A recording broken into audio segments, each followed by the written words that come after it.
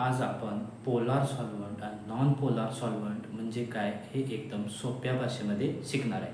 तर चला तर पाहू की पोलार सॉल्व्हंट म्हणजे काय असतं आणि नॉन पोलार सॉल्व्हंट म्हणजे काय असतात हे तुम्हाला मी एकदम सोप्या भाषेमध्ये सांगतो. प्रथमतः आपण बघणार आहे की पोलार सॉल्व्हंटची डेफिनेशन काय असते आणि नॉन पोलार सॉल्व्हंटची डेफिनेशन काय असते.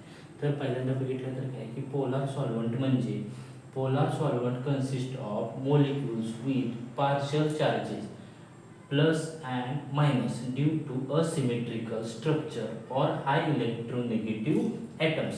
तर पोलर सॉल्व्हंटचे एक्झाम्पल कोणतं येतं? Water, ethanol, methanol and acetone. म्हणजे H2 म्हणजे काय की H प्लस आणि OH मायनस. पोलार सॉल्व्हंट म्हणजे ज्याच्यामध्ये H प्लस आणि OH मायनस आयन्स असतात त्याला आपण पोलार सॉल्व्हंट म्हणतो. मग नॉन पोलार सॉल्व्हंट म्हणजे काय हे तुम्ही सांगा.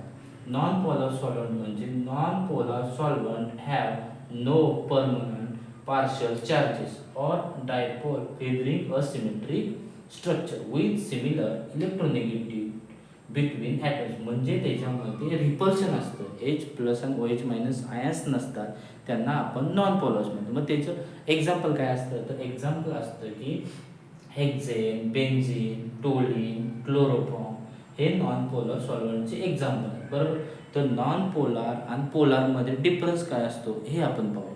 पोलार सॉल्व्हंटमध्ये हाय इलेक्ट्रोनिगेटिव्ह असतात, तर नॉन पोलार सॉल्व्हंट हे झिरो इलेक्ट्रॉनिक म्हणजे त्याच्यामध्ये इलेक्ट्रोनिगेटिव्हिटी नसते, त्याला आपण नॉन पोलार म्हणतो. पोलार सॉल्व्हंटमध्ये इलेक्ट्रोस्टॅटिक अट्रॅक्शन असते. H प्लस आणि OH मायनस आयन्स असल्यामुळे त्यामध्ये इलेक्ट्रोस्टॅटिक अट्रॅक्शन असतं. आणि नॉन पोलारमध्ये डिपर्शन असतं, म्हणजे त्यामध्ये डिपर्शन असतं, म्हणजे इलेक्ट्रोस्टॅटिक अट्रॅक्शन नसतं. फॉर एक्झाम्पल द्यायचं म्हटलं पोलार सॉल्व्हंट म्हणजे एक मुलगा एका मुलीकडे अट्रॅक्ट होतं म्हणजे ते पोलार सॉल्व्हंट आहे. आणि याच्यामध्ये दोन मुलं डिफ्युज होतात म्हणजे अट्रॅक्शन नसतं, म्हणजे त्याला आपण नॉन पोलार सॉल्व्हंट म्हणतो. नमस्कार. माझा जर व्हिडिओ तुम्हाला आवडला असला तर लाईक आणि सबस्क्राईब करा.